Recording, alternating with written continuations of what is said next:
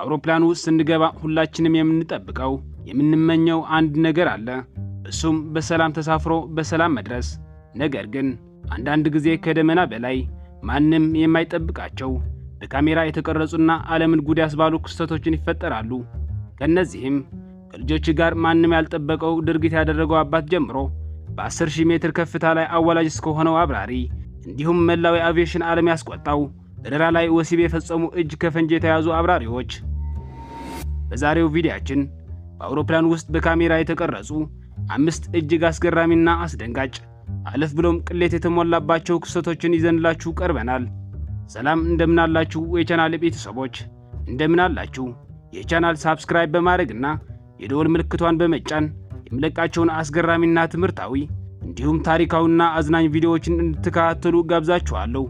ይህ ቪዲዮ እስከ መጨረሻ እንድታዩት በመጋበዝ ቪዲዮውን ከወዳችሁት ላይክ እንዲሁም ያላችሁን ሐሳብ አስተያየት በኮሜንት እንድታስቀምጡልኝ በመጋበዝ ወደ ቪዲዮውን እንሄዳለን። በአውሮፕላን ውስጥ በካሜራ የተቀረጹ አስደንጋጭ አስነዋሪና ፈገግ የሚያስብሉ ገጠመኞች።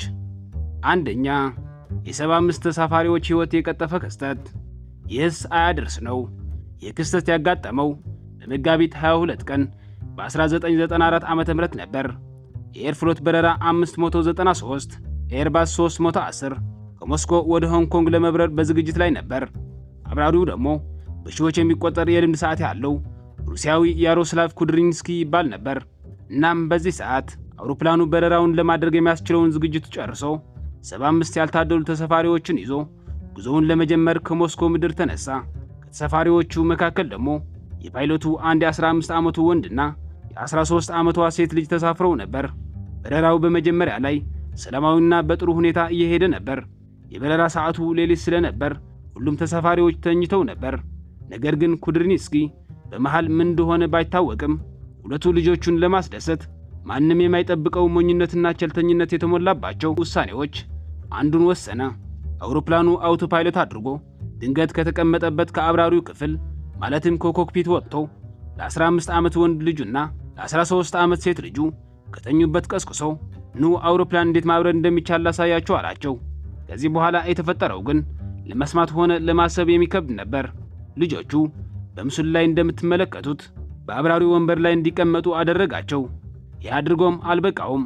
ኩድሪንስኪ ለልጆቹ በፓይሎቱ ዳሽቦርድ ላይ የሚገኙ እያንዳንዱ ነገር ለማሳረፍ ይህን ትጫናላችሁ፣ ከፍ ለማድረግ ይህን፣ ዝቅ ለማድረግ ደግሞ ይህን ትጫናላችሁ እያለ ያሳያቸው ጀመር።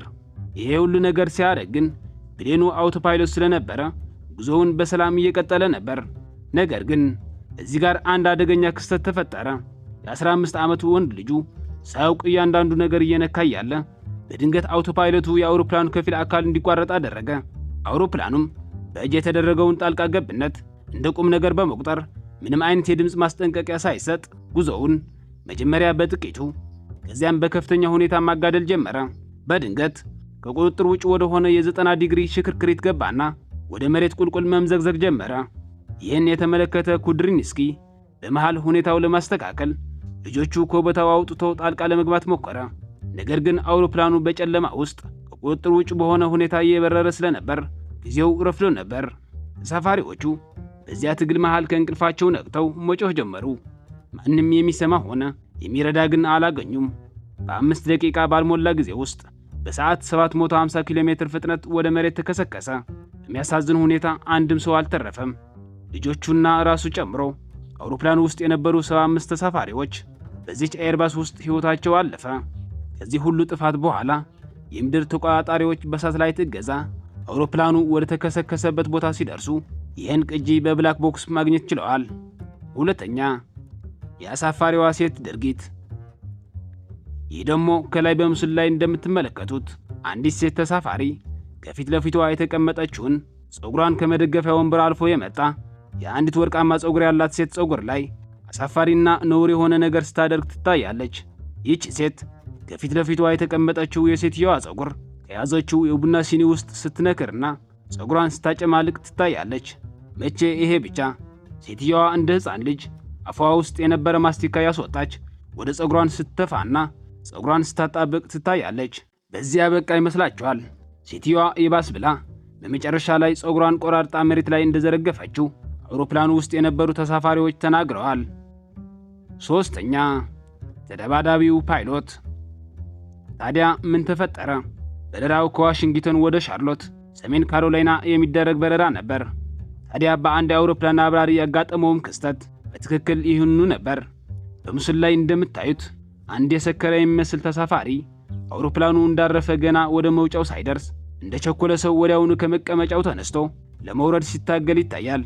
ሰውየው የበረራ አስተናጋጇ እንዲቀመጥና ወደ መውጫው እስኪደርሱ እንዲረጋጋ ብታዘውም እሱ ግን ትዕዛዟን አልሰማም በማለት ወደ መውጫው አመራ። አስተናጋጇ ግን የሰውየው ደህንነት ለመጠበቅ ስትል መንገዱን ዘጋችበት። በመሃል ግን ይህን ግርግር የሰሙ ሁለት የአውሮፕላኑ አብራሪዎች ከቦታቸው በመውጣት በትህትና ወደ መቀመጫው እንዲመለስ ነገሩት። ሆኖም ግን ተሳፋሪው ችግር መፍጠሩን በመቀጠል ለአብራሪዎቹ አመጽና ስድብ የተሟላባቸው ዛቻዎችን መሰንዘር ሲጀምር አንዱ አብራሪ ወዲያውኑ እርምጃ ወሰደ። ትቀመጣለህ አትቀመጥም በማለት ተሳፋሪው ዘረረው። ከዚህ በኋላ ሰውየው ወደ መቀመጫው ተመልሶ በሰላም ሊወርድ ችለዋል። በርካታ ሰዎችም ይህ ተንቀሳቃሽ ምስል ከተመለከቱ በኋላ አብራሪውን የወሰደው ቁርጠኛ ጣልቃ ገብነት አሞካሽተውታል። አራተኛ በማይክል ጃክሰን ቤተሰብ ያጋጠመው አደገኛ ክስተት። በአንድ ቀን ሻድፊልድ የተባለ የአውሮፕላን አብራሪ የማይክል ቤተሰብ በአሜሪካ ውስጥ ካሉ እጅግ አስደናቂና መንፈስን የሚያድሱ የመሬት ገጽታዎች አንዱ በሆነው በዩታህ ዩዥንታ ተራራዎች ላይ በትንሽ አውሮፕላን ሊያበራቸው ቀጠሩት። ሻድፊልድም በቆጠረው መሰረት በቤታቸው ተገኝቶ 5 የቤተሰብ አባላት ጭኖ ወደ ሰማይ በተረጋጋ ፍጥነት በረረ። ቤተሰቡ ከመሬት ከፍ ብለው ንጹህ አየር የተነፈሱ የዩዥንታ አስገራሚ መልክዓ ምድር በአይናቸውና በካሜራቸው አይን አካባቢው እየጎበኙ ነበር። መጀመሪያ ላይ ሁሉም ነገር ደህናና የተረጋጋ ሰላማዊ ጉዞ ነበር። ነገር ግን አብራሪው ከመነሳቱ በፊት አንዳንድ ወሳኝ ስህተቶችን ሰርቶ ነበር። እሱም የተሳፋሪዎችን ክብደት በአግባቡ አልለካም ነበር። መቼ ይሄ ብቻ የነዳጅ ታንኩን ከልክ በላይ ሞልቶት ስለነበር አውሮፕላኑ እንዲከብድና ሚዛኑ እንዳይጠብቅ አድርጎታል። ይሁን እንጂ አውሮፕላኑ እስካሁን ምንም ምልክት ሆነ ስህተት እንዳለ አላሳየም ነበር። አካባቢው የዞሩ ከዋሉ በኋላ በመመለሻ ጉዞው ላይ በአንድ ገደል ላይ ተሳፋሪዎቹ የተሻለ እይታ እንዲያገኙ በማለት በጣም ዝቅ ብሎና በጣም በዝግታ በመብረር ቀጣዩን አደገኛ ስህተት ፈጸመ። ችግሩም አውሮፕላኑ ትንሽ ከመሆኑ የተነሳ የመሸከም ሆነ የማንሳት ኃይሉ ዝቅተኛ ስለነበረ ፍጥነቱ መቀነሱ ደግሞ አደጋው እንዲባባስ አደረገው። በዚያ ቅጽበት 5 የአንድ ቤተሰብ አባላት የተሸከመው አውሮፕላን በረራው በአንድ ሐይቅ ሰማይ ላይ ነበር። እዚያ ላይ ሲደርሱ አውሮፕላኑ ጭንቅላቱ ወደ ታች አሾልቆ መንዘግዘግ ጀመረ። ነገር ግን ያኔ ሻድፊልድ ልምድ ያለው ብልህ ሰው ነበርና በዚያ ቅጽበት አንድ ብልህ ውሳኔ ወሰነ። የአውሮፕላኑን የማረፊያ እግሮች ወደ ላይ ሰበሰባቸው። ለምን ይመስላችኋል? የአየር ግፊቱ ለመቀነስና ምናልባት እድል ቢገጥመው ደግሞ አውሮፕላኑ በሐይቁ ላይ እንዲሸራተቱ ለማድረግ ነበር። በእርግጥም አንዱን ተሳካለት። የአየር ግፊቱን ቀነሰ። ነገር ግን አውሮፕላኑ ወደ መሬት ማሽቆልቆልን ቀጠለ። በመጨረሻም መከስከስ የማይቀር ሆነና አውሮፕላኑ ከሐይቁ አቅራቢያ ባለ ትልቅ ሜዳ ላይ ወደቀ። በሚገርም ሁኔታ አንድም ሰው ምንም ሳይጎዳ ፓይሎቱን ጨምሮ 5 የቤተሰብ አባላት በሰላም ሊተርፉ ችለዋል።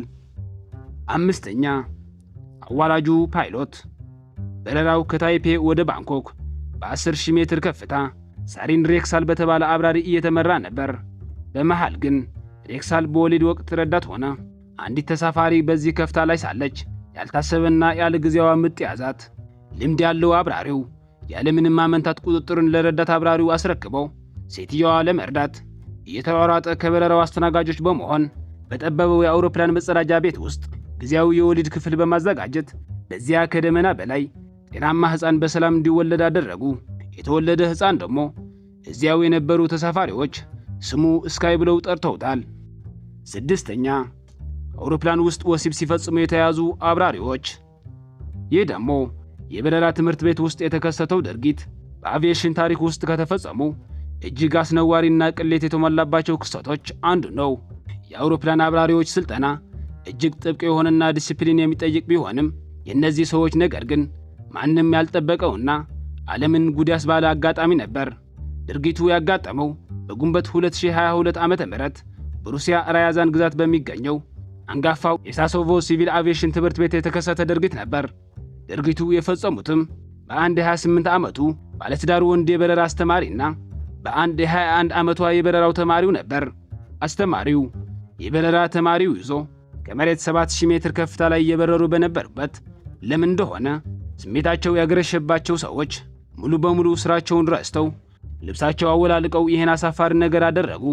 ይባስ ብሎም ድርጊቱ ለማስታወሻ ይሆን ዘንድ ድርጊታቸው በራሳቸው ስልክ ቀርጸው አስቀሩት። ነገር ግን ይሄ ለማስታወሻና ለግል መታሰቢያ ተብሎ የተቀረጸ ቪዲዮ ባልታወቀ ምክንያት ከስልካቸው አምልጦ ማህበራዊ ሚዲያ ላይ ተሰራጨ። ቪዲዮው በሩሲያ የቴሌግራም ቻናሎች ላይ እንደ ሰደድ እሳት በመሰራጨቱ የትምህርት ቤቱ አስተዳደርና የሩሲያው የአቪዬሽን ባለስልጣናት እጅ እንዲገባ አደረገው።